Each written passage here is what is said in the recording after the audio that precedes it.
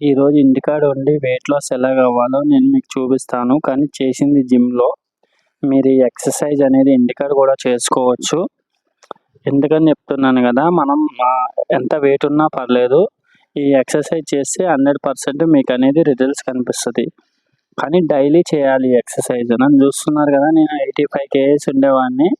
85 kgs నుంచి ఇప్పుడొచ్చేసి 79 కేజీస్‌కైతే వచ్చాను. ఇలా చూడండి, ఇదైతే మనం చేస్తున్నాం కదా డైలీ. మీకు 3 ఎక్సర్సైజ్ చెప్తాను. ఇవి ఇంటికాడైనా చేసుకోవచ్చు. ఫస్ట్ వచ్చేసి సైడ్ జంపింగ్. సైడ్ జంపింగ్ చేశారనుకోండి, మీకు ఈ ప్యాట్ అనేది సైడ్‌కి ప్యాట్ ఉంటుంది కదా, ముందుకి అది తగ్గుతుంది.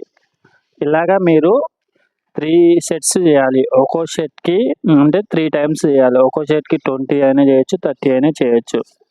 ఇలా చేశారనుకోండి 100% మీకు ఆ రిజల్ట్స్ అనేది కనిపిస్తది. ఇది ఫస్ట్ 1. ఇట్లా మీరు ఒక 1 మినిట్ అయినా చేయొచ్చు, 3 మినిట్స్ అయినా చేయొచ్చు. మీ ఎనర్జీని బట్టి బేస్ అయి ఉంటది. ఇది సెకండ్ 1 ఇది. లోయర్ బెల్లీ ఫ్యాట్ ఇది. ఇది కూడా మీరు చేసేలాగా మీ సైడ్‌కి ఉన్న ఫ్యాట్ కరుగుతది. ముందున్న ఫ్యాట్ కూడా కరుగుతది. ఇదొచ్చేసి మీకు 3 సెట్స్ చేయాలి. ఒక్కో సెట్‌కి 30 అయినా చేయొచ్చు. మీ ఎనర్జీని బట్టి.